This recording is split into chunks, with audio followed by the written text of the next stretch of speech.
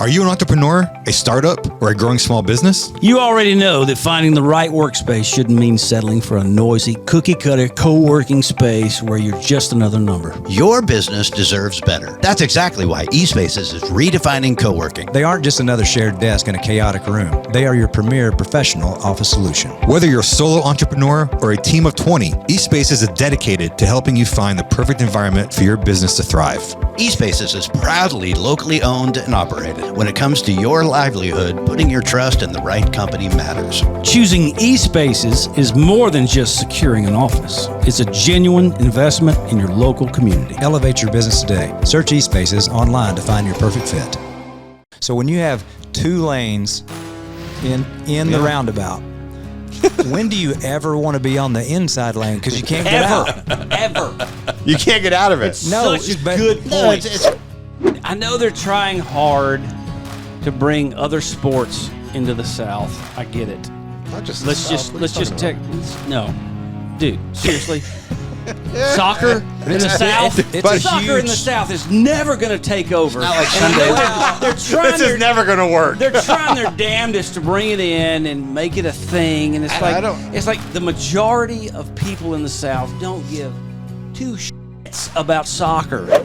And let me tell you how much Tully has softened. If someone would have come to town or asked if they should come to town 20 years ago, let's say, Tully would say, don't do it. Stay home. I still don't think they should come to town. The Try That in a Small Town podcast begins And now. with that, studios powered by eSpaces. This is the Try That in a Small Town podcast. Crash, DK. Yes, it is. I feel like I'm casual. Casual. Inspiration from Neil. He comes in shorts and T-shirts, and I'm so jealous. What? You're just dressed like. Well, I got sweats on. My back still bothers me, so I'm going light. Yeah. I'm going light. Get it X-ray tomorrow. Oh, really? Oh yeah, I got to go get it X-rayed, man. I got to make sure that there's nothing wrong, and I don't need Are you going to a chiropractor? Yes. You know what? I think that because every chiropractor, do you guys go? Have you been before? So I just feel like that they use the same X-ray on everybody because it's all curved. You're right. You know, How would you know? The same way you Yeah, wouldn't. you wouldn't know. Yeah. You wouldn't. Wow. Yeah, I think it's the same He's one. exactly right. You just opened my eyes. They could be raking it in on X-rays. be like, Yeah. oh yeah, you're a little curved. They could here. be. You probably Yeah. need an adjustment. Between C5 and C2. Yeah. And they're pointing at something, and you're looking at it, and he's going, "You see this right here?" And you go, "Yeah," and you don't know what the hell you're looking at. It's true. You don't. Yeah, and You're exactly. That's a great point. Actually, you blew my mind. Yeah, Well, I think and you you're right. can't I think it's tell. all one. I think they graduate from chiropractic school and they get handed that extra. With their diploma. Yeah. They get it with their diploma. It's like a QR code. They Yes. just download their X-rays. Yes. It comes with their diploma. I think that's freaking right. love it. I You would- could I be would right. Ask him tomorrow. Say, hey, is that really mine, or have you had that for a minute? That's a really good point. You might be Just onto ask something. him. Oh, I'm Yeah. going to. Yeah. I'm going to. Yeah. I'm like, what? That doesn't look like my butt. Who's this? Who is that? Yeah. So anyway, let us know. Let will. the listeners know. That'd be interesting. I will. Yeah. I'm not in pain right now. I was when I walked in here, but I'm fine. If I stay right, no, I'm not. I took some ibuprofen before I left. He needs a steroid Yeah. shot. But I would know, help. and I'm going to ask him about that as well. Get one. But the main thing is like I can't swing a golf club, and it's driving me crazy. Ooh, especially to the right here in club. the summer. Ah, driving see what you me did there? Your back's hurting Welcome too. to the club. Nice. That's a dad joke. Nice. No, Wow. right? And with that, we're Wow. off and running. Yes. Off and running. We're gonna have a fun show. I think throughout the show we're gonna sprinkle in some Q&As from our listeners. We've neglected our listeners and viewers lately, so we put out a post a few days ago, and we got some great questions. So we'll probably do that throughout the show. I haven't looked at the Yeah, questions. you kinda sprinkle them in. Where are the questions? I believe Ali sent them to Yeah. us. A few days ago. I think they're in the phone. Don't Do you? you not have a folder? Don't you have the folder that the notes? that You don't have write a down note for the- section to Up keep track of your y'alls. ideas? Golly. Interesting. Back at you. Oh, here they are, right here. Q&A notes. Yeah. Okay, they're on our thread. From Allie Massey. Oh, okay. Yeah, that's my daughter. Your daughter. So I don't see them. Let's there do they are. one. Let's Got do it. one or two. one. Let's start off a couple. Yeah. TK, what do you got? Let's see. I like the first question. I just opened them up. I like the first one for you guys. Yeah, A lot of them are mainly that's for a you question that guys. I mean, seriously, that question, which we'll answer it, but that, at least Say the question and then who it's from. It's from Christy Duncan. Christy Duncan, Yeah. and the question What's your is, favorite venue to play? So this is interesting because I know Tully was about to say this. That's maybe the most asked question you get. number Really? one question ever. No kidding. 100,000 times. What's your favorite easy. place to play? What's your favorite place, favorite town, favorite place? And the odd part of that question and then the answer is there's no real favorite place to play. Every arena looks the same. Well, let me ask you this. Every amphitheater looks the same. Let me ask you this then. Every- Do you like playing coliseums or amphitheaters better? I think most of us would say arenas. yeah, unless you're doing, Coliseum, obviously, like, not the outdoor. Correct. well, obviously we've had places like Fenway Park that are, Yes. Magical That's or- gonna Well, you be- can't. You How know, are you going to so match those it? are bucket list places. those are, like but those that. are like, yeah, those are great. But Kurt's right. Like generally, like amphitheaters are fun. Stadiums are fun in their own way, but they're different. Stadiums are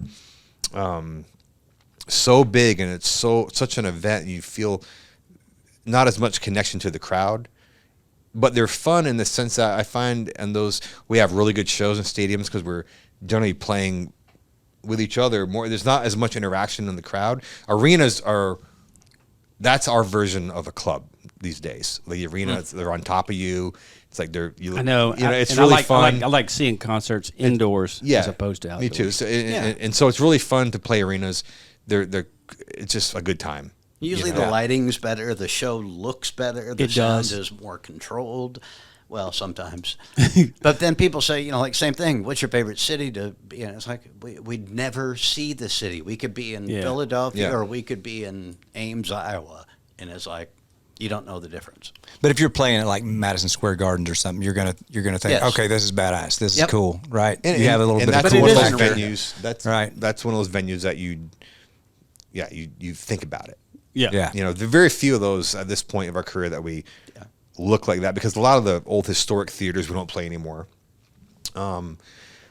But the Madison Square Garden, Fenway Hollywood Park, Bowl, Hollywood was Bowl. one, Red Rocks. So I guess we could name a couple, but most of the time, 99% of the time, it looks the same as whatever show did last night. Generally, Yeah. it's interesting. Like it's always fun to play those places. What's the most fun for me is when I know we're having a great show, no matter where it is. Like whether we're, what arena we're in or wherever. It's like if we're having a good show that night. That's my favorite place to play because we're having a good show. That's a great answer, Christy Duncan. That's There you a go. great So, answer. We did answer it, I guess, but it is by far the most asked question. Probably 3-4 times a day on the road. Someone will ask you that. That's amazing. You'll be like we'll be going from the bus to the gym or something to work out, and the runner, the driver will be like, so what's your favorite place to play? And then you answer it, and then on the way back you got a different driver. So what's your favorite place to play? Where's the place you've been? Yeah.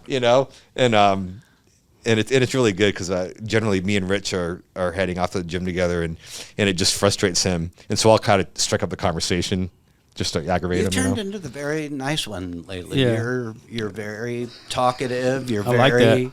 I He do. is. Yeah, I I am know, I like telling it. you. Yeah. You're softening. He is Yeah. definitely softening. Just so you guys know, yesterday morning, I went and had coffee with a young bass player. You've So he said wanted- you've been doing that. You've Yeah, I been did it some again. mentoring Young bass people. player good. plays with Megan Maroney. That's good. That's good. Yeah. By the way, I need to probably retract some of my statements about Megan Maroney. Apparently, she is actually killing it. She's killing it. Oh, yeah, and her she's selling team is tickets and amazing. she's, It's like I didn't realize some of the numbers she's doing. Now, it's still not my thing. It's still geared towards 16-year-old girls. I don't think it's and an that's official great. retraction yet. Well, I was like, how is she getting nominations? But she's doing numbers I didn't think she was doing. I don't think we're paying enough attention to the new crop coming up. You're probably I'm right. not. You're probably right. You're probably right. But I think it's very noble of you to sit down with a young bass player who looks up to you and admires you and loves your playing and loves your style, loves your hair, and wanting to talk to you. Keep going. Here's why I do it. I do it because in 1995, 96, I was that kid, but Mike Brignadello and Michael Rhodes I remember sitting down at Calypso Cafe in Elliston with Brignadello, and those guys really took me under their wing, and so I remember, and that's what I try to be to some of these younger guys. Yeah, you're paying it forward. That's good. It's so good. That's good. It is good. It's not I didn't know you had it in you. I do.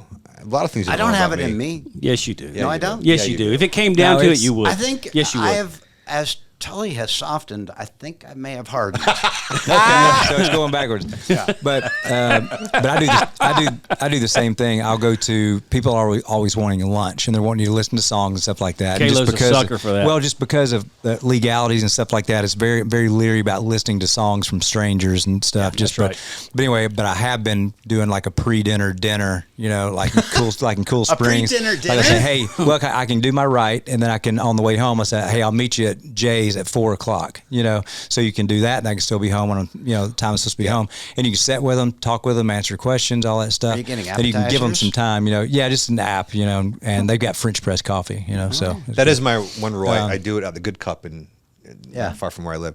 So, but they'll drive down from Hendersonville and Mountain Juliet. I'm good with it. Oh yeah, they'll come from Kentucky. But I think anybody that moves here, especially today, and does the move, and they deserve. I mean, a shout out because it's not an easy place to move. Let me tell you how much Tully has softened. If someone would have come to town or asked if they should come to town 20 years ago, let's say, Tully would say, "Don't do it. Stay home." Well, I still don't think they should come to town. Oh, good. Yeah, because I still would. Unless you have. I told this guy yesterday. He's a great kid. You got to figure out what your end goal is, right? And I said you never want to be the guy that. This Kurt would tell you, you never want to be the guy that goes out and plays a show and comes home on Sunday and waits for the bus to leave on Wednesday night or Thursday night. You're not gonna get where you want to be that way, So it's as far as having massive success. I think you really need to have it together. I think you really need to know what you want to do, and this young guy is a great guy. I don't think he's aggressive enough. I told him, I said, I am very aggressive in my personality. So I'm always, since I moved here, been what can we do? Yeah. How can we keep 100%. going? What can we do? And so but you know what? Did he look good? Did he have a look? Did he have a? He's a good guy. Yeah, he's got a. He's style? playing with Megan, and he says Megan treats him really good. Right. And that's good to hear. And I think that's one of the first things that these artists look for. They want to know. They want the appearance is the first thing they see, and they're like, if this guy looks like a star, I want him in my band. This guy had a really good attitude and demeanor, so I think that as well actually carries. Yeah. Right up there. Yeah. Do you look good? Can you play? But if you can't get along, if you can't be a bro out there, you're not getting the gig. That's in every business in the world almost. Just be likable. Yes. It helps. We live with each other. We've lived with each other for 30 years, 25. You got to get along. You got to be. He actually brought that up because he's a big fan of me, you and Rich, just through I like whole career. this So You didn't like Kurt? but not you guys, of me, Kurt, and Rich. No, he doesn't know who you guys are. Oh, I didn't. But you said you and Rich, and but no. I told him though. I said what we had though was we never stopped. We lived together and we starved together and we had success together and we had failures together and so is all that.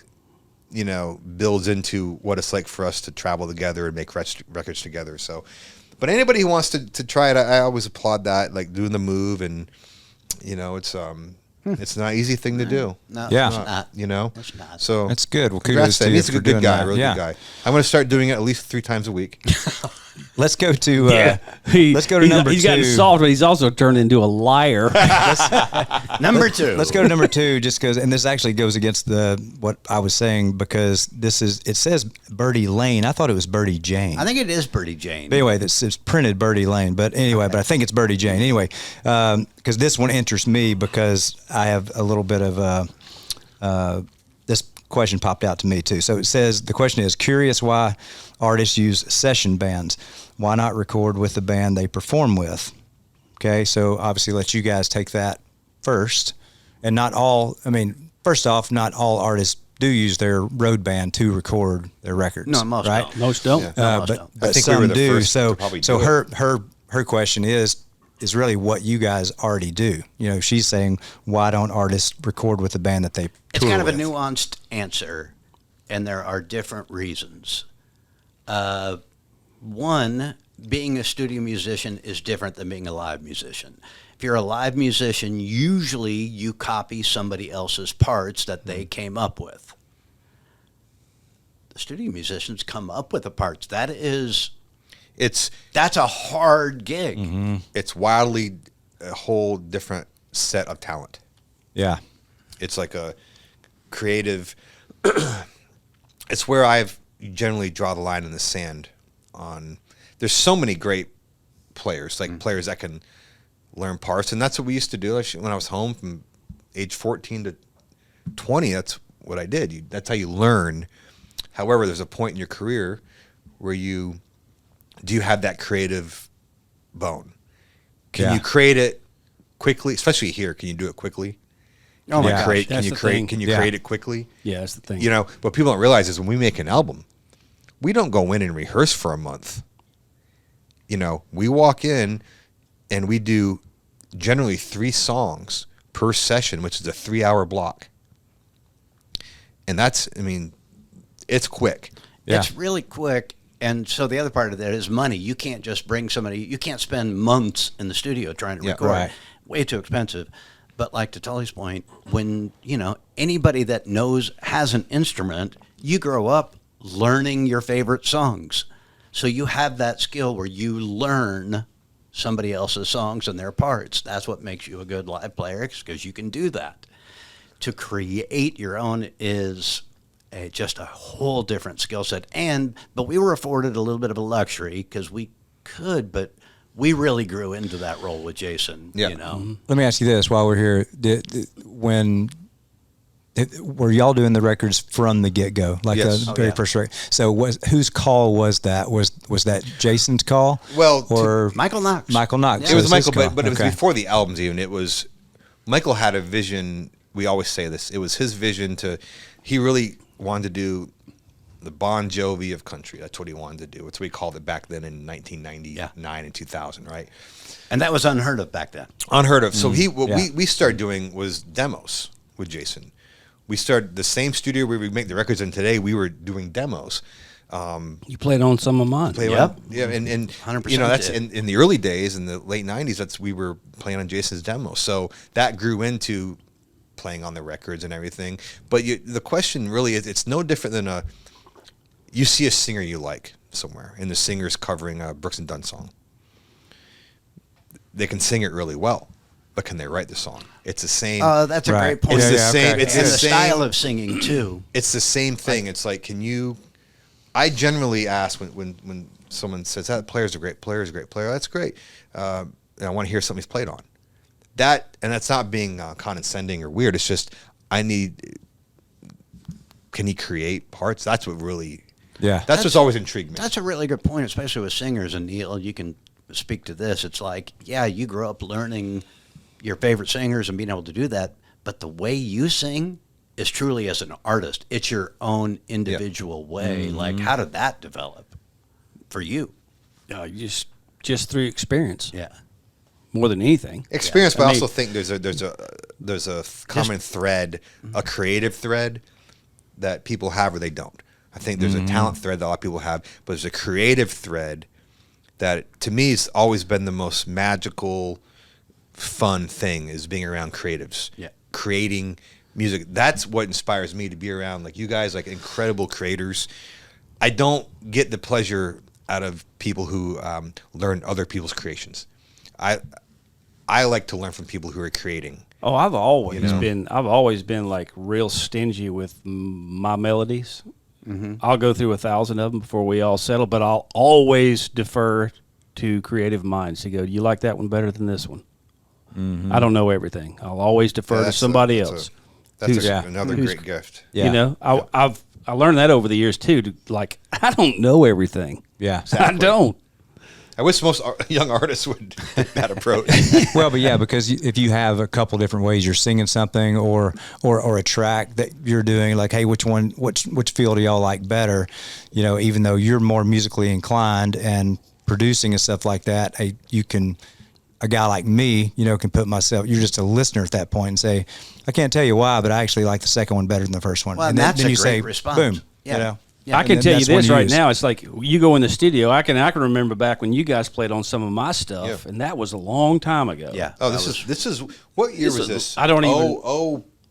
23. It's 20 something years ago. 3, Yeah, 4? it had to be. I mean, but I can tell you this: the original melody that I came in with my songs changed after they put a track to it. When they put a track to it, I'm like, oh my God, this has got more edge to it. This needs to soar a little bit more. I need to change this melody. And that's interesting. It totally put me in another world as far as that's what gets me excited. I get so excited when these conversations we're having because the creative part is of being here and for the last 30 years or however long we've all been here.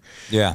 It's inspiring. Oh, it's like totally to be around inspiring. like true creatives. Like And it's nervous when you go in and nothing's happened yet, but once it gets going with guys like these, it's like, okay. Yeah. But it's the same thing, Neil. It's so interesting you said that because that's why I think we like to have your voice on something as we're building the music too, because that inspires that. It all works. I know. Together. So. And I was telling this young guy, which is true, like it's weird how confidence snowballs. I say it's one thing, you know, and then it's like I remember in those days of with Aldean and doing his demos, and then you know we're making these demos, but yet we're getting passed on showcases. We're playing showcases and playing some of these songs. Now he's not getting a deal, and you can question yourself too. Like, is what we're doing, is this the right vision? Like, this is what we do. We keep at it, and the next thing you know, it works, and we make the Hicktown record. And we thought, I swear to you, in the middle of cutting track 1, the first song we cut for that record was Amarillo Sky. And I remember thinking, this might be the last time we ever get to make a record. Why? Well, because our mindset. Hey, Kayla, you felt that before. Our mindset. You're like, that's the last song. That's the Oh song. yeah. Our mindset. You know what I'm I know, saying? but I'm curious from y'all's vantage point, like, same why thing. were you thinking Because that? we were literally on a very small label, and we're making this album, and it didn't. We're making an actual album now. This is happening, and we had made an album as a band that had failed, you know. So we're like 0 for 1. That's what I was saying. We hadn't really had any sustained success. So you doubt can creep in as like, oh, and you guys know the music business isn't about is something good, it's going to work. Yeah. It's kind of up to this. That's right. If it's going to work. That's right. And we make that album. It's kind of a crapshoot. Yeah, it is. It really so you is. just, like Tully was saying, all you can do is actually just, it sounds stupid, but be yourself. Play like yourself. Yeah. That's the biggest lesson I learned because I was not a country player. It was like, well, that's not why I'm there. They don't want me to try to play Brent Mason licks. Yeah. Do what I do. That's right. And we made that album, and it worked. And then that was, and next thing you know, we're doing piles of sessions because, those are the guys that have the new sound. Just like that. And so that piece of confidence rolls. And then you'll have things that will happen. You'll knock a piece of that confidence off now and then.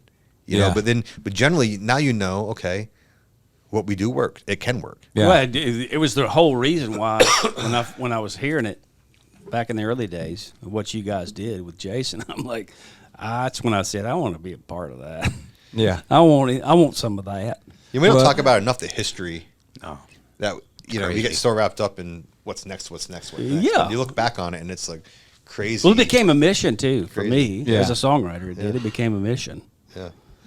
Yeah, I think it's cool when the reason I ask you like whose call was that is like when an artist wants their band to be there and do that, because a good while ago, back when Brad Paisley was recording and Frank Rogers producing, he was a great producer and all that stuff, and early on he might have used Ben Caesar as drummer, but they were using players, session players, and then he had the road band, and then Brad insisted later, says, hey, I want my band to play on all these records. I want my whole band to play.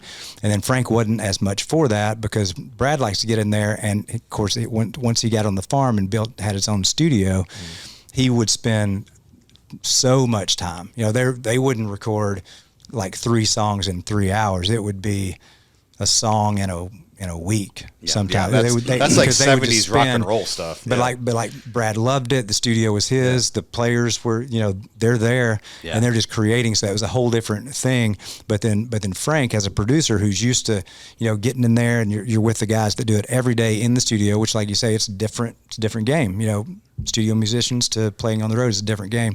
And so eventually, Brad and Frank, they didn't have a riff. They just kind of stopped working together. And then Brad's kind of producing and then getting other people. You could tell too. So and that's but Brad, for better or worse, demanded, says, no, I want my band to play on my records. That was one. That was one instance. Just as a listener, I was like, if you A/B the Frank Rogers records compared to the new ones, to me it wasn't even close.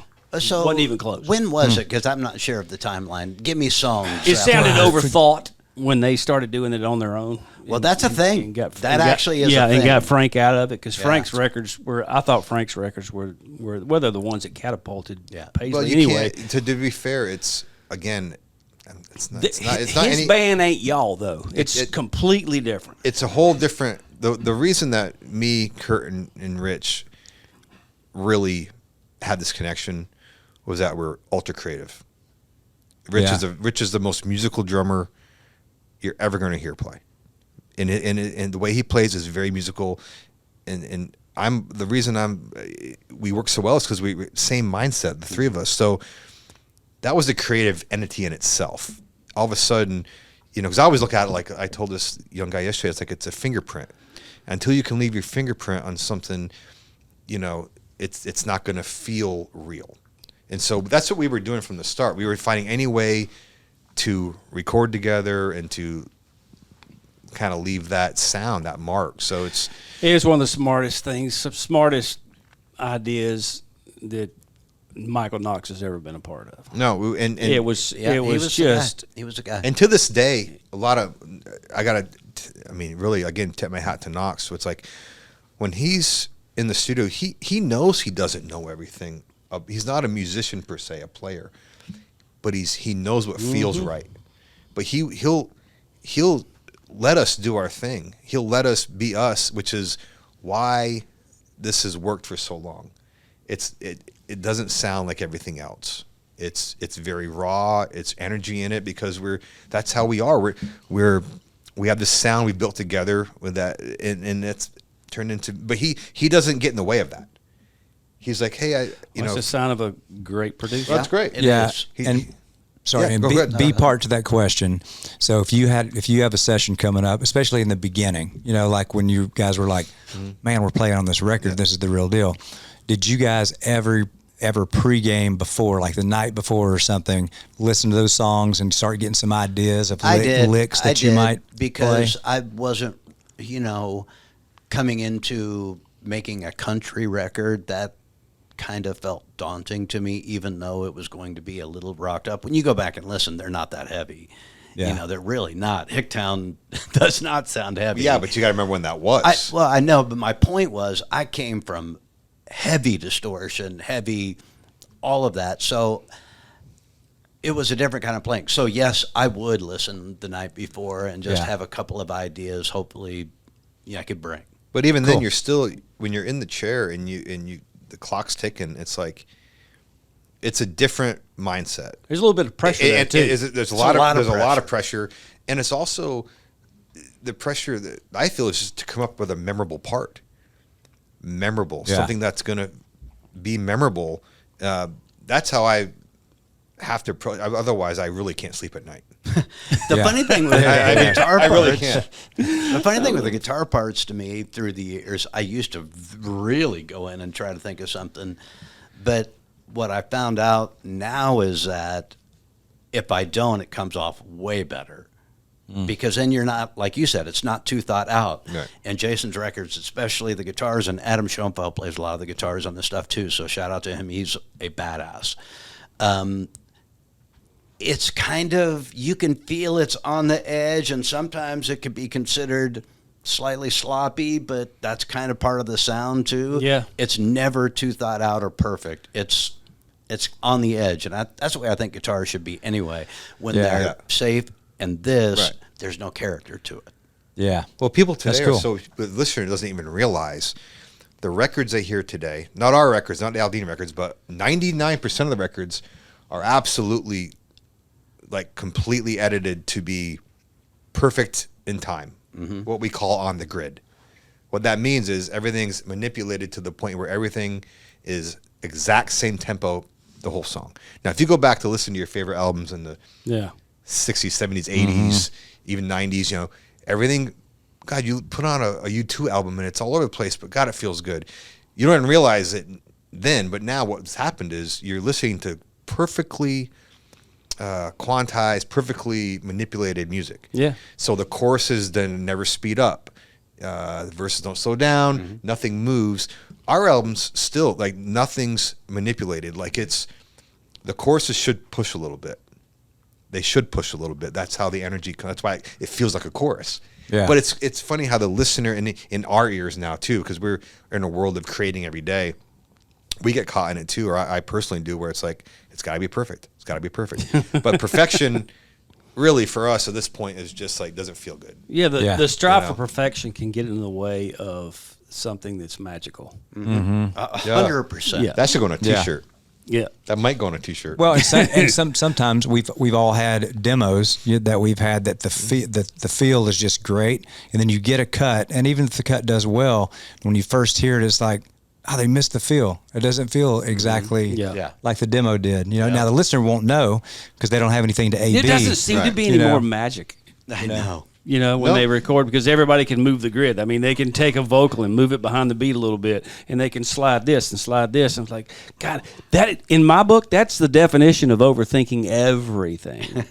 Well, it's just what to perfection. The listener now is accustomed to perfectly tuned vocals. They're accustomed to the music being perfect.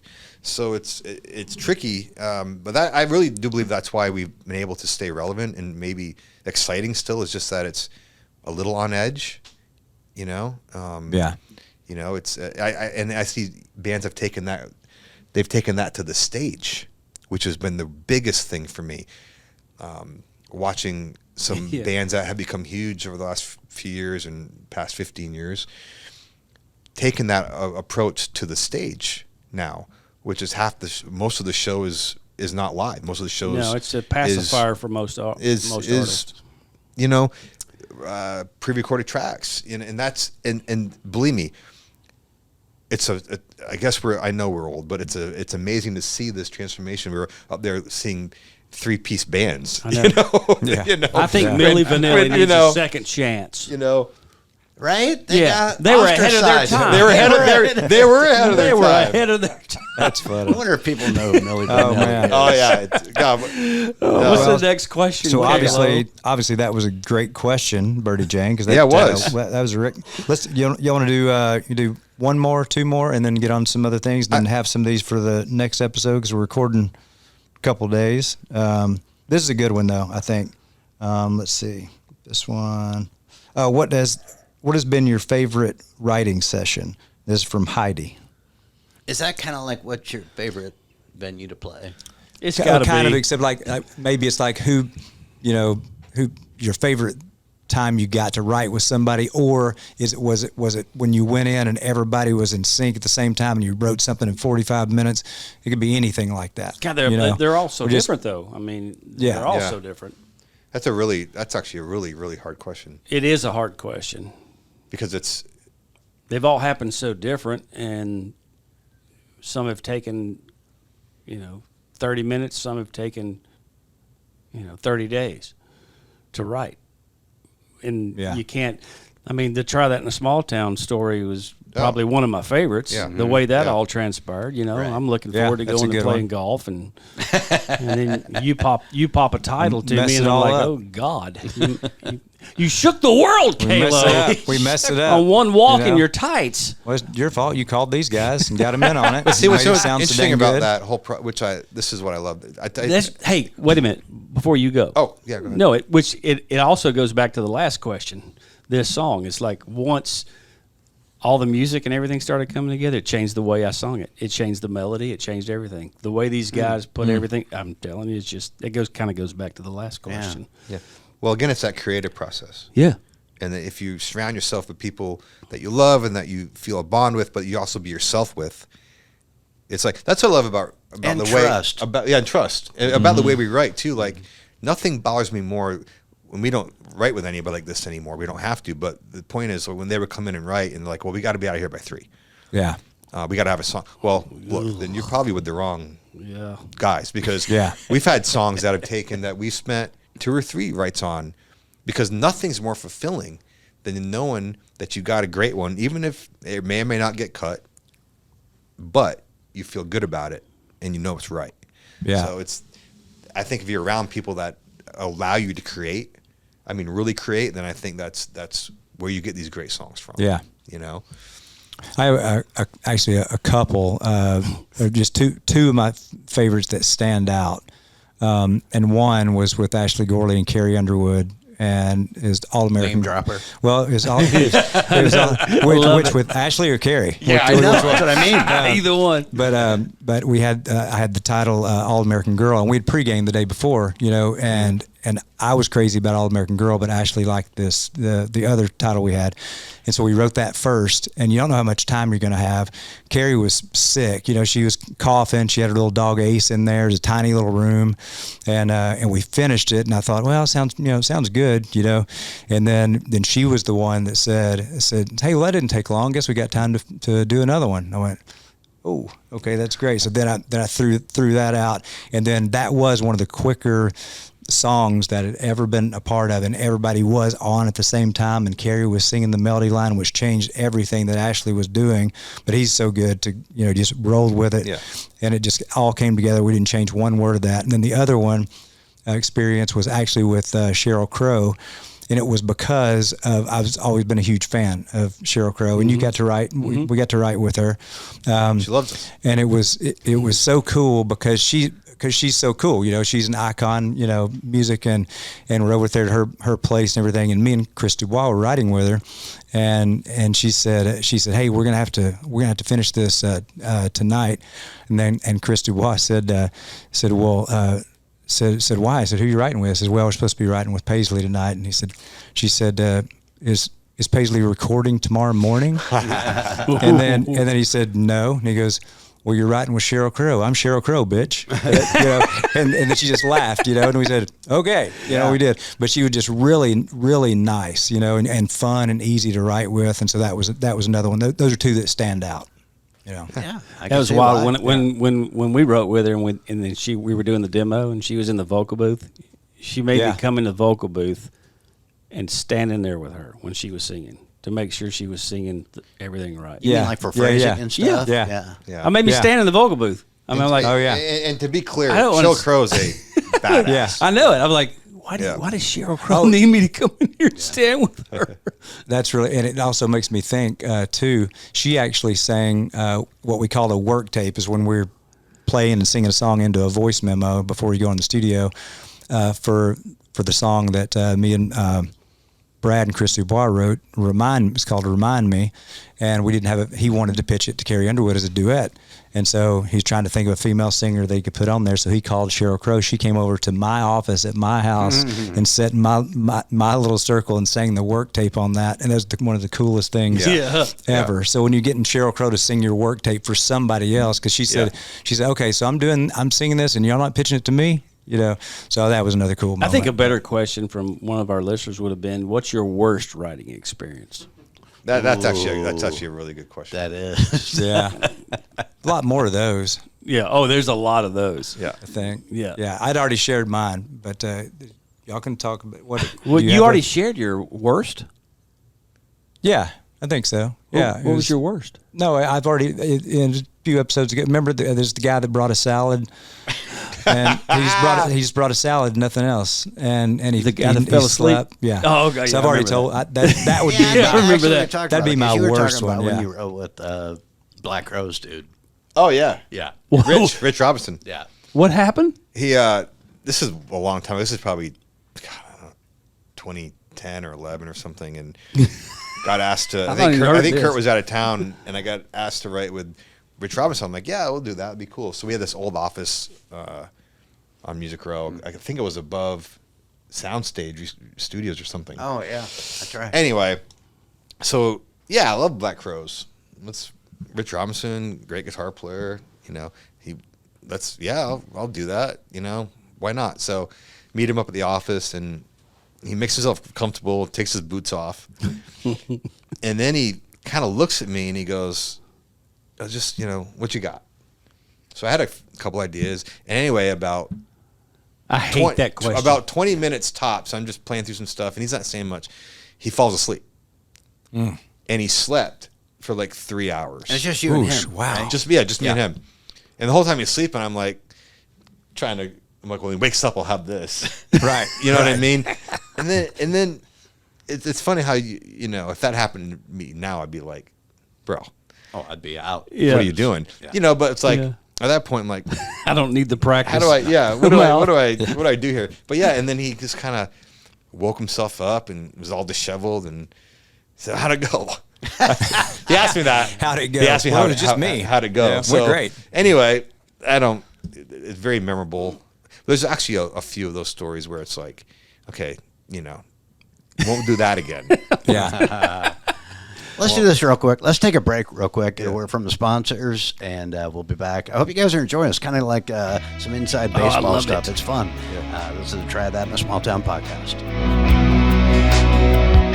You know what goes great with small town stories? Original Glory, America's beer right here. You know, I've been drinking this every songwriting session today. Man, that clean, crisp taste reminds me of summer nights on the back porch after a fresh mowed lawn. And they're just not making great beer. They're investing in America's small towns. Well, it's just like us. They believe in bringing communities together. Not only do they invest in communities, but a portion of each sale goes to the veterans and the first responders and all the heroes that protect us. For a limited time, you can become a member of the OG fam and invest in this beer at wefunder.com/original brands. Join our Original Glory family and help ignite that Original Glory spirit. My name is Glenn Story. I'm the founder and CEO of Patriot Mobile.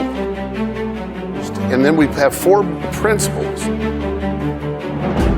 First Amendment, Second Amendment, right to life, military and first responders. If you have a place to go put your money, you always want to put it with somebody that's like-minded. Of course. I think that's the beauty of Patriot Mobile. We're a conservative alternative. Don't get fooled by other providers pretending to share your values or have the same coverage. Go to patriotmobile.com/smalltown to get a free month of service when you use the offer code SMALLTOWN or call 972-PATRIOT. All right, we're back. This is the Try That in a Small Town podcast. I want to get to this because Neil just showed us that we got to talk about this. What do you got? No, I got to brag on my wife. You should. Her and her company, Tri Industries, they were instrumental in co-designing the new "Welcome to Tennessee" signs that go on every state line. Yeah, as you're driving in. Around the state of Tennessee, Nice. every welcome center, anywhere that you come into the state of Tennessee, you'll see this new sign that my wife was a huge This is part of. That's great. That is badass. That's great. incredible. That's really They're cool. already Good for her. installing them now across the state, and I'm so proud of her and her company. How do they get? That's great. How do you get to that point where, hey, I'm gonna design the new welcome sign? They're bulldogs. That's all I can say. Their company, That's incredible. her and her sister and another gal are they're bulldogs, and That's a huge accomplishment. It really Yeah. was. We Yeah. went to East Tennessee not too long ago, a couple weeks back, and did the unveiling with the governor. he was there. Nice. And they did the unveiling and presented that. And I got to, when I would be at home, I'd go to her office to ask her a question or whatever. And she's in there working on this sign and the design of it and the graphics and everything. And so I'm like, I had to give her some prompts. Well, for sure. For this. much So when you deserved. come across the state line now and you see that sign, think of my wife. And try that in a small town podcast. That's exactly right. That's But, really cool. No, though. it's a Lana huge Thrasher, accomplishment. that's Yeah. Lana, we love you. Congrats, Lana. She's one of the most creative people I've Yeah. ever known. Yeah. And, Thank God for and Lana. I wouldn't be here in this podcast if it wasn't for her. So I had to Yeah. give them some prompts for that. Yeah, I'm glad you that's did. So good. Glad you did. Way to go, Lana. Way to go. Once Awesome. again, She did it again. setting the bar very high. Yeah. I love it. Welcome to Tennessee. Hey, before we go on though, we want to make sure we tell people that Q&A stuff is awesome and it's gold actually for us to talk about it. We hope you Gets us enjoy thinking it. differently. There are so many other questions. I promise we are going to get to them. There's a big list and we're going to get to them because we enjoy that. We hope you enjoy it. So that was cool. What do we got here? Where are we moving on Well, I was to? going to say, I know you guys know this, but I don't think the listeners do. That Try That in Small Town certified platinum, Jason Aldean. So that was really cool that came out. Very cool. It's a really cool thing. Thank We you. saw the plaque. We Thank saw you, the Jim. plaque. Yeah. Did we get You saw one? the plaque? I don't know. We saw a plaque. Did we get one? I only saw one. Get a plaque. We saw a plaque. There's We're a gonna plaque. get a We're plaque. going to get a plaque. Well, Well, you know, we have to. We wrote it. to me, I get my first thought was it's a shame that I had to hear about that from my mother-in-law. She sent me the thing and I said thanks for sending, and I'm like, seems like the publishers would have maybe known that before my Caleb, mother-in-law. you sent us a Caleb. text going, I hope it's true. Well, you know what I'm happened not even too? sure it's on Facebook. They don't want to promote that. I don't know why. We found out actually it was CMA night. We're playing the stadium, and he walked up and we had the longest day ever, and so we're sitting. I think it's like 9 o'clock. And we still have 2.5 hours more to go before we play, or 3 hours. And Jason came up with the plaque. Actually, they gave it to him that day at one of the bars. That's what they did. Yeah, they gave it to him. I think we're playing at was it his bar? Yeah. And it's actually a really big deal going platinum. I mean, it's hard to do. In the streaming world? Yeah. That's a big deal. That's It's hard a to big do. deal. sure. That song So sold copies, which is that's impressive. ama- You That's- think we it's would have gotten an amazing. email? Seems. Seems, but none of us did. Yeah. Well, That's I mean, fun. that goes back to when it was like climbing the charts, and it was like the biggest thing going at the time, and our publishers were like, because of all the controversy, nobody wanted to say anything. Yeah, and It even goes back to that. Nobody wants to own it except us four and Jason. But even though you remember, back in the day how fun it was, like 'cause you'd have a party for everything. Like every number one, you'd definitely get a party, and they would wait and they would line up the artists and all the writers, and you'd be at ASCAP or BMI or CSAC or whatever. No wings for us. And but there's been, I mean, lately, like we never had a number one party for Riverview Town. Nobody even said anything about it, not even a dinner or anything, and there was three big publishers on that, involved. and There wasn't a party for that? no plaque We from never had a from number either one party for publisher, Riverview Town. no party or anything like Really? that. Nope. I think I ended up getting a plaque from the record label, but not the publisher. Yeah, I which went is to pick weird. up. I actually think had somebody two said you publishers. could pick yours up. I had to go to somebody's office and I had to go pick it up. It was leaning up against somebody's wall, face. I was like, really? Hey, I've had. Thanks, guys. Not, Not that that's the reason we do it, but Well, No, but it is fun, No, but listen, you know? this is a. I mean, we talk about John Edwards on the show. Poor John Edwards has never had a number one party. I know. Ever. You told us. That's And- the most terrible story that you told us. awful. And so he's on a little bit of a roll now, But we had How Far's a Goodbye Go, and it got lumped into the 30th number one party. right. And we didn't have one for whiskey. And he wrote Whiskey Drink, and it got lumped into that as well. So I literally we handed him his plaques for that the other day. Yeah. Yeah. And, here, dude. and he's been here writing songs 25 years, never had a number one Well, party. and Blame It On You was during COVID. COVID. Blame it on you. So we're not doing parties during that. It's So- like, all right, what is wrong with me? But I told, and so this is great, and I love Chris Parr, one of Aldean's manager. love Chris Parr. He's a great guy, a friend, but also he's a great guy. Means well, but he's a suit, and so I'm on the phone with him. This is before the party. He goes, "Hey, we're going to have this big 30th number one party, and since we're there, we're just going to go ahead and do, we'll do whiskey drink and how far is it goodbye go and everything." I said, "Well, okay." I said, "Well," he goes, "because you guys have had plenty of number one parties." I said, "Yeah, they're still kind of nice because that's really all we get." Right. I said, we'll be fine without one, but Edwards has never had one, And I pleaded the case, but the bottom line is, like, when it comes to the labels and the managers, I think at some point they don't understand how valuable these moments are to songwriters. It's true. It's hard to do. It's hard to create a song that you feel good about, that is good, that an artist likes, that wants to put out as a single, that goes to number one. It's a huge moment. It really is. And the other sad reality is one of them will be your last. So to just skip over it, it's kind of insulting. It's just, but it's good for morale, too, because you're excited about it. You drive home. Yeah, they just like you hit me hard right there when you said that. One of them will be your last. Well, like, it's just the truth. Kurt just dealing out reality. Just dealing out reality as Adidas shirt tonight. Look, my casualness. Casual Kurt is bringing out the like a harsh reality right there. Just kicked us in the nuts. You'll still get things later like cards that say "Best Granddad Ever." I know it. That's what I was thinking to say. Grandkids are next. We'll get stuff. Well, what's funny about that is that we were up on the bus that very night of CMA Fest, we talk about the plaque, and me and Kurt were handed these envelopes, and I think they were I'm like, "Oh, is this the big check we've been missing?" It was like from the CMA, and it was like you're letting you inform you that you're an honorary or lifetime members. Yeah. It's a little. I'm like, okay. This is but it's the forever disconnect between suit and creative that will always exist and never not exist. It's because they don't understand the labor of love that every song is. You could, pour out a packet of M&Ms, and that's what songs are to suits. It's just another M&M that you can get more M&Ms. M&Ms sound good. See what I'm doing? I love M&Ms. However, for us, love it. The ideas and the creation of it and the final product is it's nice to get it celebrated. I hate that we're kind of phasing that out. It feels like. I mean, at least it does feel like it's phased out. You're right. Hopefully, they still do it for the new. I know that John Edwards struck a bad luck with COVID and all the other things that rolled into it. But hopefully, the newer people in town, when they're getting their first number one, I pray they're throwing them parties. You know who would be at their first number one party? When Red Clay Strays goes number one, I guarantee that bass player will be up there getting his number one plaque. I bet he will. The radio doesn't matter. Radio matters, bro.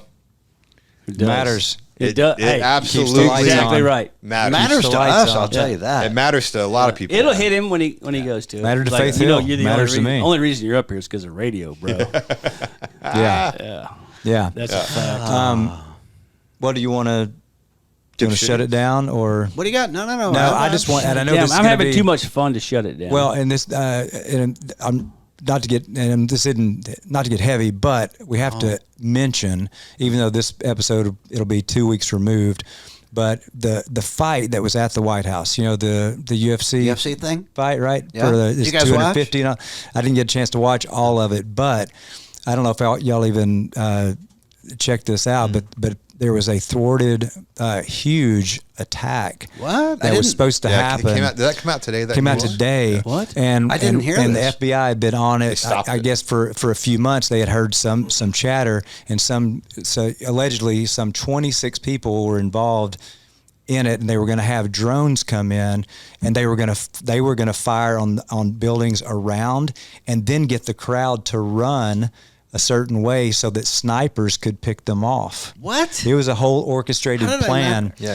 And this just came I out didn't hear today. this either. It came out today. It came out today, and so again, when this episode comes out, it'll be old news. But I just got to give a shout out to the FBI and everybody who picks 100%. Up that sort of thing, because my first thought was you guys in Vegas, and a similar thing like that, and then thank God, because you can imagine the devastation that would be, and just for I couldn't imagine if you have little bombs going off around here and people in a panic are running over people, crushing people, and then getting picked off by snipers on the way out. That would have been the worst thing I guess I just have to read ever. up on They've already arrested I think 5 people, but they're looking. So anyway, I just thank God for the smart people that know how to track all that stuff and keep us safe as possible. You know that. I saw the headline and didn't have a chance to read the whole article, but it said the threat had been thwarted and shut down at the event, which is a huge deal. Well, shout out to Cash and everybody. Shout out to Cash, for Cash sure. Patel. Because they're looking out for our everyday safety. I 100% believe that. They had a whole mission. And I don't know plan. how many, but I just heard it's going to be a drone attack, not at the people, but around the people, like buildings around, to get people panicked so they would run a certain way, but then they had snipers set up to where they could pick them off at will as they're coming that way. I can't wait to find out what kind of person and that's was just what I behind heard. that. Can I go to the Knicks? Yes. I don't know. Go right I want to go to there. the Knicks and say congratulations. Balls of steel on those guys coming down. Yes. All 4 wins coming from behind. Absolute studs, winners. Brunson, you're badass. Anthony Towns, and we don't you're understand this badass. because, like you said, this will be 2 weeks. Yeah, removed. but still. Yeah. But you're right.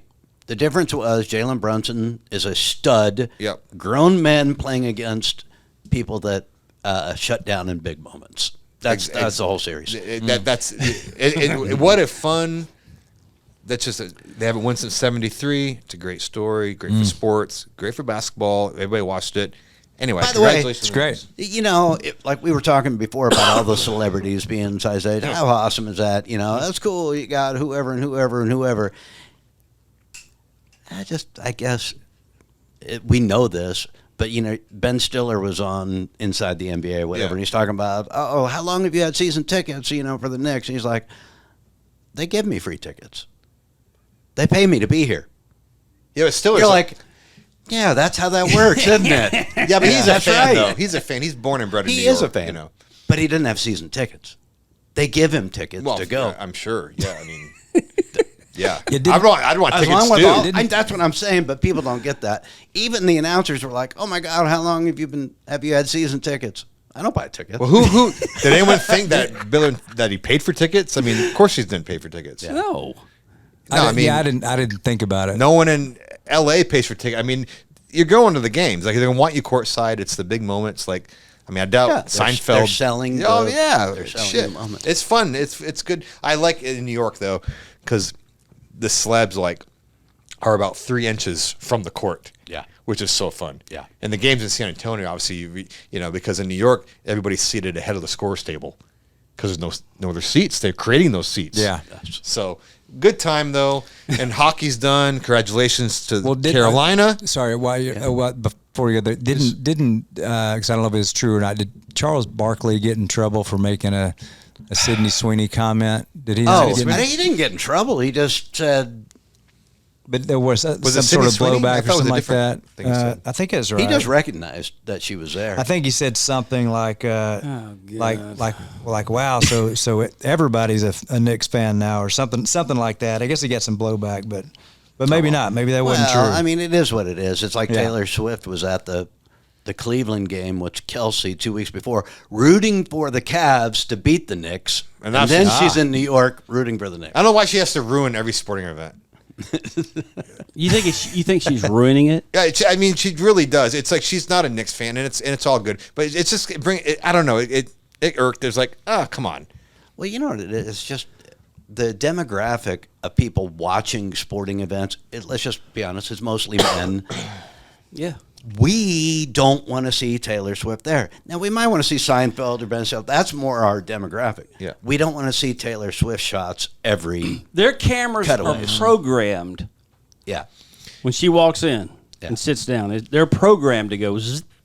Especially since we know she's not... they she can't doesn't help know what's going on. Right, and she's got 5. She doesn't know what a pick and roll is.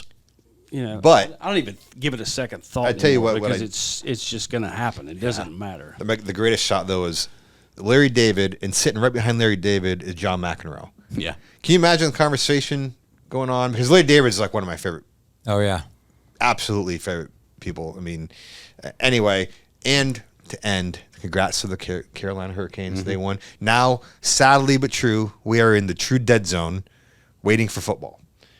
Well, you got the World Cup going on, and U.S. did win their first match. Yeah, that's true. World Cup, which I enjoy watching. I think. They're on Friday. When do we play Friday? Friday. I'm going to watch that. And I forget who they play. It's a little bit a tougher game. I forget who they play or match. I mean, so, are y'all really? We're big fans. Are y'all big soccer fans? I'll watch the World Cup because I enjoy pulling for the country. Yeah, I don't understand soccer, to be honest with you. I don't understand the offsides. Does anyone know what it is? Not that I could explain to you. All I know is from FIFA or live. So what is an offsides? I couldn't explain it. I really couldn't because it's. What's that? I think Jim knows. Oh, He's Jim got his can hand explain up. it. We have a pupil in the back row, Jim. What is it? The ball has to. It's probably a lot like hockey. You can no, it's different. Nothing like hockey. Really? You can't have two I'm or talking more about people. offsides. Let Jim. You can't have the aggressor getting beyond the defensive line and the goal. You got to have somebody in between the goal and one of the defense. So essentially, that's offsides if they're not doing that. Because it took me a couple of years to understand it as well, but I get it now. But do we really think? Do we really Thank you, Jim. Thank you, Jim. You're welcome. I mean, I know they're trying hard to bring other sports into the South. I get it. Not just the South. What are you talking about? No, dude, seriously. Soccer in the South.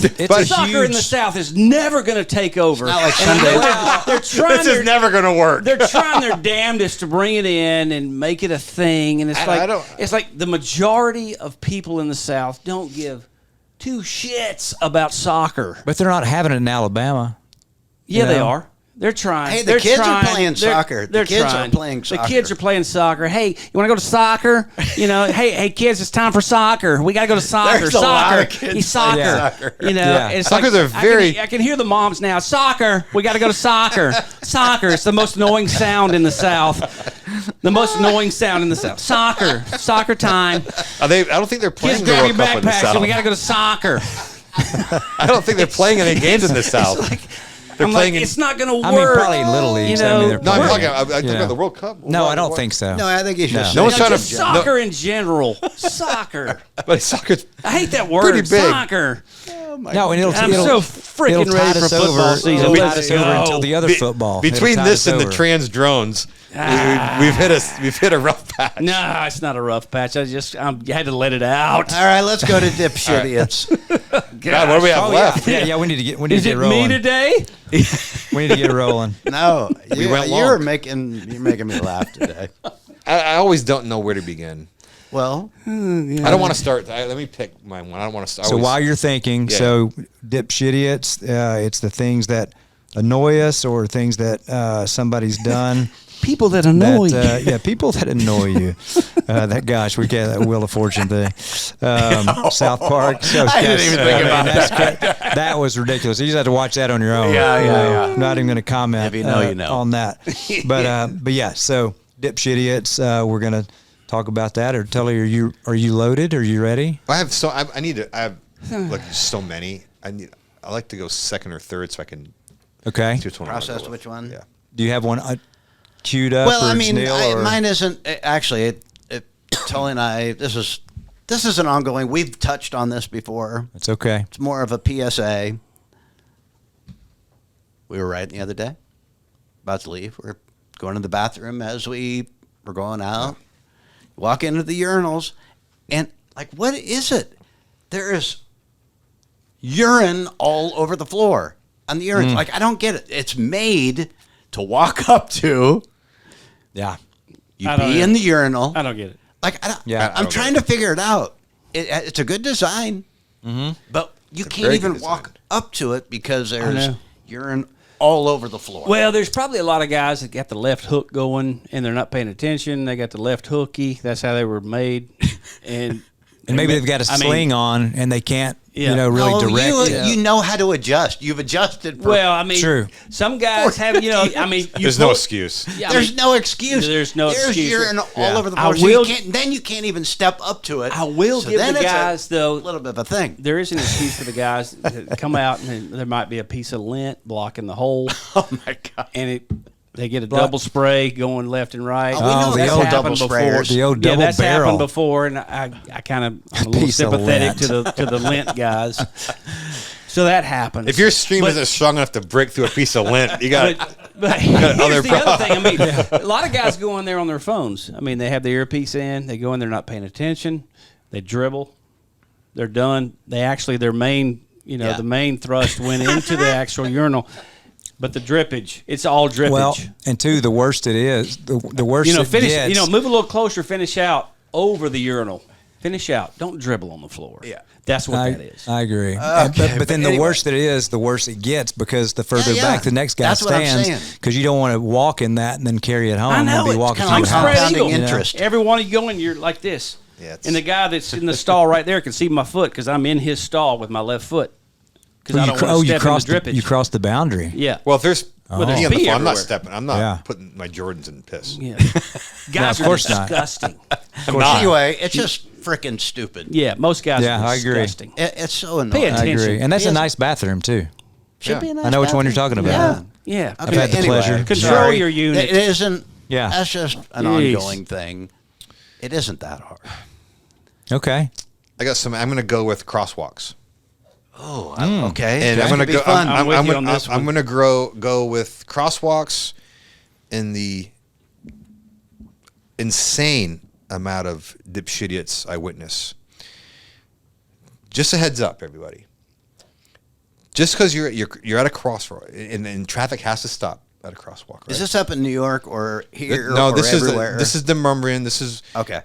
every day. Okay. I have So to downtown, Midtown Nashville. drive, Yep. and there's like 3 or 4 crosswalks. Now, keep in mind, there's also cars parked on the side of the road. So you're starting that crosswalk in front of a car.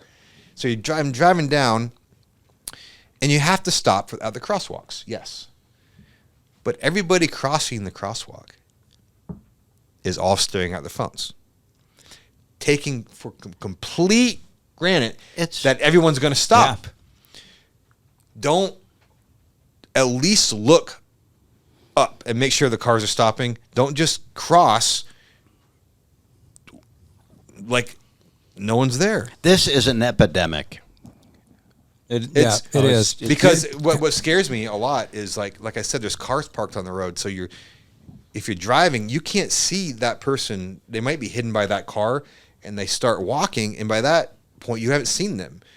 And so, but no one's looking. They're looking at their phones, and they're just assuming that whatever traffic's coming sees them and that they're going to stop. It's not the case. It's actually very dangerous. At least That's an excellent one. Yeah. And to think about it, to make it even worse, there are drivers that are actually doing this while they're driving. Yeah. So Yeah. don't assume that people are looking out for you. Well, like you and said. not only are they looking at their phone, a lot of times they have pods in, so they're not looking or listening. Yeah. So they're just completely trusting rank strangers not to run over them. Yeah. That actually stretch of Demonbreun on Music Row is very dangerous because it's all of downtown. Oh, yeah, and everybody's people- flying around there. They got the roundabout, people whipping around the roundabout, people walking, they're looking at their phones. Oh, that's a whole nother dipshit. It's roundabout. Oh my god. Whoever created the roundabouts, I don't. I hate Roundabouts are designed to let traffic flow better, Yeah, but it's- you have to know how to drive in a roundabout. That's where they were wrong. They assumed, dude. You let an idiot, a dipshit in a roundabout, it's total chaos. So this may help some of the listeners because we're trying to add value to their lives, right? Yeah, that's what we do. So this might be able to add value to my life. So when you have like on like Korean Boulevard down there close to the Omni, they've got that one roundabout there. Mm-hmm. So when you have 2 lanes in the roundabout. When do you ever want to be on the inside lane? Because you can't get out. Ever. You can't get out of it. No, Such a but- good point. No, it's Christmas. When do you want to be in that European lane? vacation. Are you kidding That's me? exactly what that is. You know what's really dangerous about that one is that I guarantee you over half of the people on that roundabout are using maps.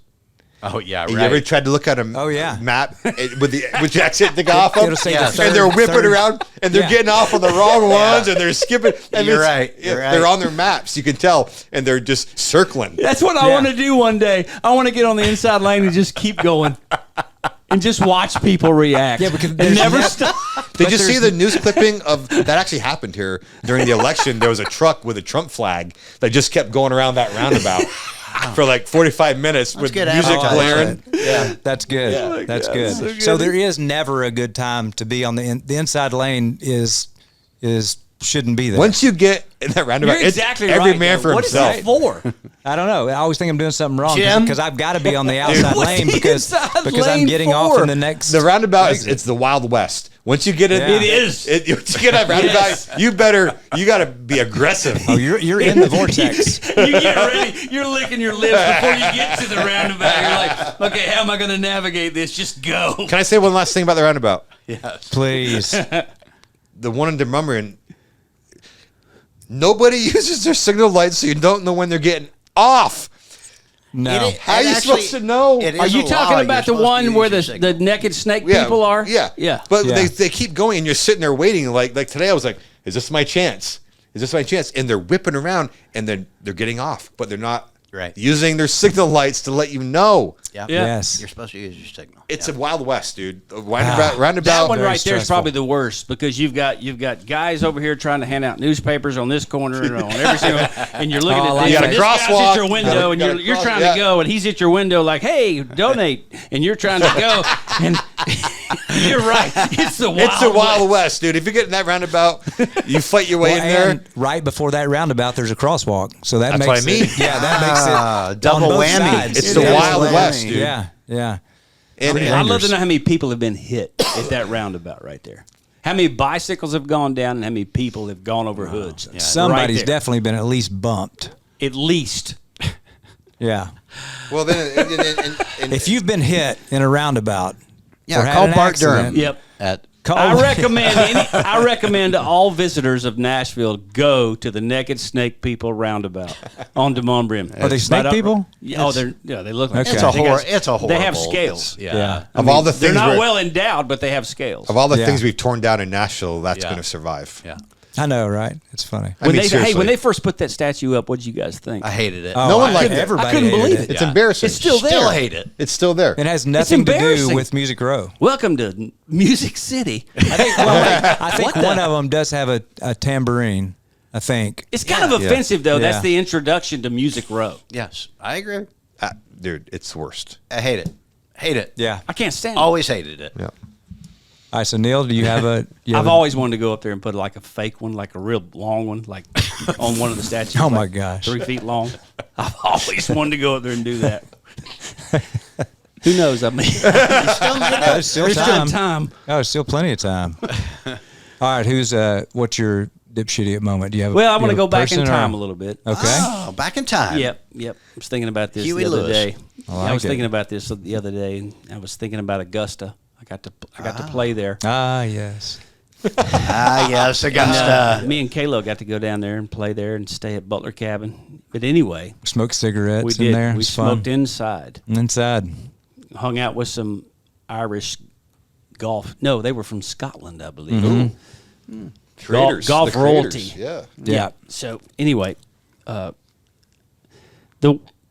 the fact that they let women in Augusta, I don't really. I don't. You just pissed off a lot of people. No, I don't have a problem with women. You guys know that. I'm married. I'm heterosexual. I love women. But you just don't want them out of the house. I'm no. You don't want You know what? You don't want them working, No. especially with the police force. And I'm not even dipshitting the women. That's definitely Okay. Okay, I'm not. We don't let you finish your You're thought. saying men's club. It's the powers that be at Augusta. I'm like, So you don't want them? I'm like, I say, so you got a couple of women members. So what's the point of that? So did they have to build a new locker room for the three Well, or four or I how many assume women so. they have there? And Probably I'm like, so. Yeah. I'm like, so they did. So what do they do when they're there? What does Condoleezza Rice and the other women that are members of? What do? They go hang with the dude. What do they do? They golf. Yeah. Do they get to shower with all the guys at No. Augusta? Do they get to No. go hang out in the men's lounge? I mean, it's like, leave them alone. Okay, Why so did you your have to point- infiltrate Augusta? And why did the guys at Augusta, the powers that be, fold so fast? Because of the woke world that was, caving in on them. So now And it's now women in golf, they're woke. No, the woke world made them feel the pressure. The powers that You're the saying powers that- at Augusta were like they folded to the world outside, and it used to be a world of its own inside the hedges. Just a men's that- club, right? Yes, You're it just used to saying, be. It's like, can it's we like, not have a why men's did you club? have? What was the point of that? Yeah. Like, we want to be a member of your club. You need to let us in, and they caved. You're a dipshidiot for caving. And it has nothing to do with the fact that there were women or anything else. It's like you had this thing, but you caved because of the pressure outside. Well, of the gates. women traditionally don't like us having our own clubs in general. Well, just playing golf. That's why we have strip clubs. Well, why can't we play? Why can't we play cards by ourselves? Why can't we have a poker night? But one wife has to come in and go, I just got to come over here and just monitor y'all and make sure everything's on the up and up. That's just not That's part what of it being. feels like. What are there strictly men's clubs like other than golf club? Do we do that to them? What's that? Is there been any dudes that have ever gone, I want to be a member of your women's club? Besides the sports thing that's going Your on. women's club. I'm serious. trying I'm to like, think of what, I'm serious though. I'm like, separated. Well- y'all all want to be equal, so let's. What the frick? Leave them alone. On that one. Why did they have to infringe on that? It's like a tradition. It's always been okay. the Well, way. I see. Okay, to put it simpler, Neil's asking, why can't They're just we just have a guys' club? men's club. Which Why can't the dudes when you just put it hang like out? that, when you put it like that, like why can't we have our stuff? Like, can't we have anything? I understand what you're saying. Exactly. It's can't like we have our hanging in the stuff? locker room, and I'm sitting there, and I've got my shorts on, and I don't have underwear on, but you guys can get a glimpse of inside. She's hanging out there. But as soon as the women come in there, I was like, oh, I'm gonna go put my towel on. I got to go put my underwear on and hide my junk here. It's like why can't they just let it be and leave us alone? Do they have And let ladies? us have Do our they own have thing. ladies' teaser? They would have a different locker room. Do they have ladies' tees? But, okay, so they have to have their would own think locker so. room. Why? So what have you accomplished by doing that? Is my question. It's like, you just want to play Augusta? I'm sure you could be a guest of somebody sometime, but you got to be a member just to prove a point. To me, that's what it was. We want to get in here and change the rules. Well, that's what women do. They don't like us to have our stuff, buddy. Normal wives, I mean, they don't love the Going over to Team Neil. Well, no, it's not really. But let's We've be just honest. lost Like, 20% You know what I'm of our talking about, listeners though. in It's real like- time. well, no. talking about? I mean, I'm just saying generally. Like, if women like to be part of what we're doing, like they like to. They just do. Like, that's kind of their my thing. wife, Well- my wife gets it. She understands the difference, and it's like, you got your thing, got a girls' night out, got a boys' night out, whatever. It's not that I want to go, their girls' night out, and like, hey, what are y'all doing? What you up to? I want to check y'all out, man. Can I be a part of your group? What? That's so gay. I'm like, leave it alone. What's the I think big deal? That's the opposite of gay, actually. What did Neil It really drink is. tonight? No, It I'm is. just I get- like, I'll- you know what? Who's your dipshit? I would say this on that point. That for whatever reason, that just doesn't bother me at all. Like I know we're wired different, but because when we played there, Julie Friss was there, right? Yes. So we talked to her at dinner that night, and which is very, very nice. And then I forget which hole it was, but we were going one way and she was going the other. And we're at Augusta, which I'm like kid anyway, just having the greatest time. And then she goes by there and she's walking by and she goes, how's it going, Kalo? And I just thought it was great because it was Julie Friss and she's awesome. But I didn't think to myself, why is a woman playing here? I didn't say that. I know, but even if she's a member, like I didn't say that. I wouldn't think to myself. People are going to take this wrong. Wait, That's not what'd you what say, I'm though? talking about. What are you talking about? There's a woman playing at Augusta. I didn't say that. I'm talking about it's always been a men's club for years and years and years and years and years, and they weren't causing any trouble. They didn't have anything against women. I'm sure every member there was a heterosexual man, and they all had wives. But they Yeah. had their thing, and that was their getaway. They went and played golf, played cards, they ate good food. But one day, women had to come in and start, sitting at the gates. Who was the woman that sat out at the gates with a picket sign like, let us in, let us in? Why do you want to get in? That's my question. Well, it's like, why are you trying to make this much noise? And why are you trying to disrupt something that's been a tradition for so many years? What's the point? Well, I guess on that particular. What are you trying to that particular course, I would think, with it being Augusta National, and all kinds of history there and everything. That's one place that they would want to be, just historically, just to be a member there would be amazing. So, I don't know. Why? Because it's Augusta. It's the same reason that you. But why are you trying to interrupt the system that's going on? Why would you try to interrupt the tradition that's going on? That's what I don't understand. I don't have a problem with women playing golf at Augusta. I never have. Yeah. Well, I think, like you said, to break it down to a simpler term. You know what I'm talking about. I do. And actually, It's a it's club. because Augusta and the Masters has become such a huge They forced their hand. spectacle and event. That's where I was trying to go. Yes, Yeah. but you're not, and I think, seriously, we can button this up with this. I think what you're trying to say is that if there is a men's club, just random men's club, Let it be. it should just be a men's club. Let it be. Do you have to let women in? Yes. Why do you have to change because the they're world coming in. wants you? Why do you have to change because the world wants you to change? Why Because do you have to fold? Because they couldn't, so now they have to be. They were afraid of being sued. Probably. Well, because I wonder too. Like, let's assume you're a professional, you're an LPGA player, right? I don't think the women have an Augusta-like place that's just theirs, and so that You could if do you're- that. You know, go build one.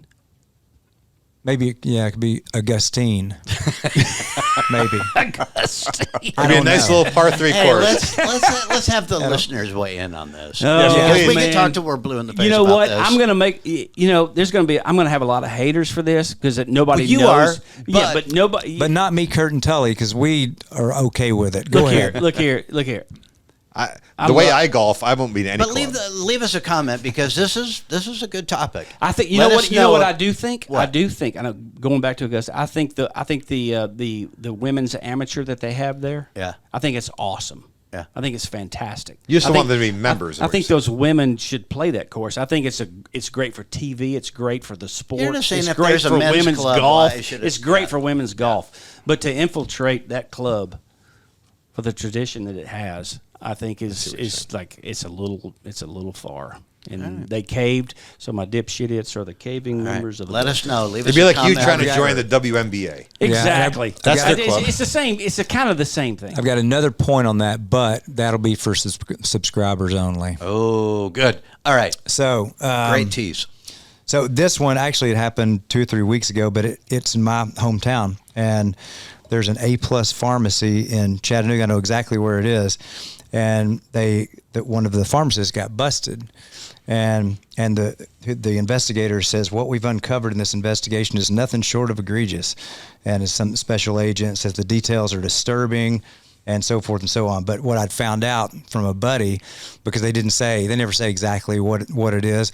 So apparently and this is hearsay, okay? So, but from a fairly good source of mine who had just a few beers, but he's used to them. He's used to drinking beers, so I feel like he was in his right mind.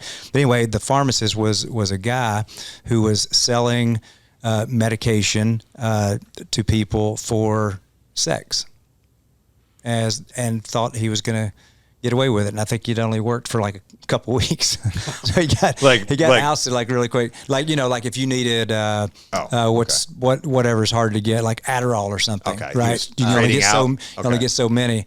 Then he was apparently saying, "Oh yeah, I can get you some if you Like a give me scalper. some." You know what I mean? Yeah, scalping. You know? kind A of. pill scalper.